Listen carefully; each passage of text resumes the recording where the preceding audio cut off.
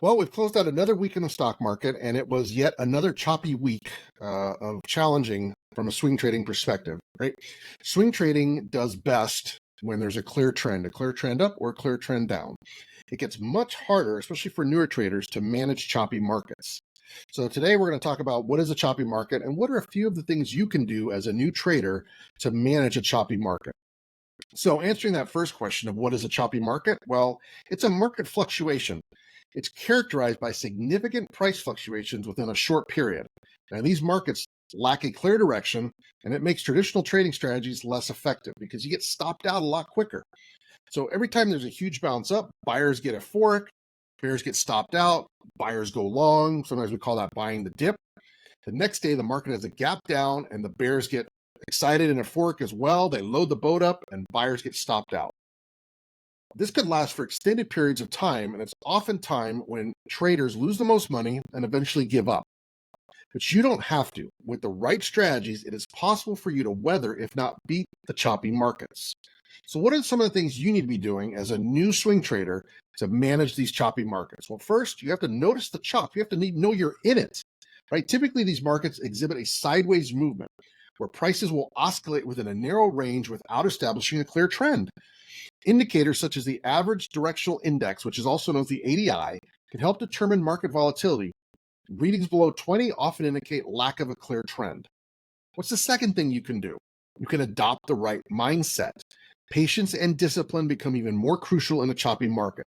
The urge to make trades can be strong, especially if you're accustomed to making more directional market trades. However, successful traders know that sometimes the best action is inaction, right? Cash is a position. Always remember that.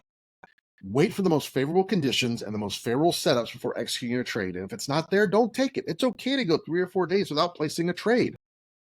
What's the next thing you can do? You can run the numbers. Technical analysis becomes particularly valuable in a choppy market. Tools and indicators like support and resistance levels, moving averages, and the average directional index, ADI, can help traders identify potential entry and exit points. By adjusting your trading style to the current market cycle, you can better time your trades and better manage your risk. You have to remain flexible and you have to adapt your strategies to the market's behavior. What can you do next? You're going to have to think short term. Now, in a market without a clear trend, long-term strategies will not be as effective or may not be as effective. Consider short-term trading strategies that will capitalize on small price movements. A great example of this is utilizing inverse ETFs to capture when the market is going down. Oftentimes, I will place a trade on the QQQs or the SPY using an inverse ETF, and I may be in the trade in the morning and out of the trade in the afternoon. I don't hold it overnight. But these strategies do require quick decision making and a diligent risk management, but they can be profitable in a choppy market. And again, if you don't have the ability to watch your trade throughout the day, you probably shouldn't do it. You should probably stay on the sidelines until we have a clear trend again. Next, you can buy at support and sell at resistance, right? In choppy markets, prices often fluctuate within a very defined range, and they create a channel for that stock. Buying at support levels, which is the lower boundary of the price range, and selling at resistance, which is the upper boundary, can be a very practical approach. This method relies on the market continuing its pattern of bouncing between these two levels. So it does require careful monitoring and quick decision making to capitalize on these short-term movements. And you have to make sure at the end of each day when the market is closed, you spend some time looking at your charts, making sure you're updating and saying, okay, where's support, where's resistance? Is it honoring support? Is it honoring resistance?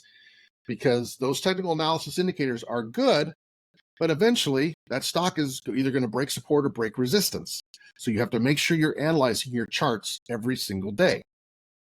The last thing you can look at doing, and this is something that we're going to start talking about more, is embrace the idea of selling options.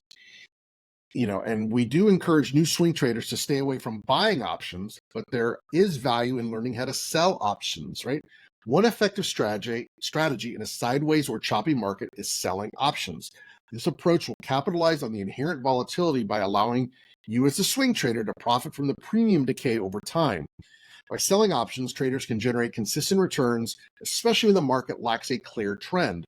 The strategy requires a great understanding of options, though, and options trading and risk management. You have to really get educated on this before you start selling options, but it is one opportunity that swing traders can take advantage of during a choppy market. So keep these points in mind over the next few days or months, but most importantly, consider your risk tolerance and don't forget risk management is everything. Manage the risk when you're in the trade and manage the risks if the trade goes against you or goes in the direction you want. Regardless of what's happening with your trade, you have to manage the risk. And again, sometimes the best strategy in a choppy market is just not to trade. It's okay to stay on the sidelines and watch the chop. The old adage, preserve your capital, holds particularly true in unpredictable conditions. Taking a step back can prevent unnecessary losses and reduce your stress levels significantly. It allows you as the swing trader to wait for clear signals or a more favorable market condition before re-entering the market. And this is how you live to trade another day.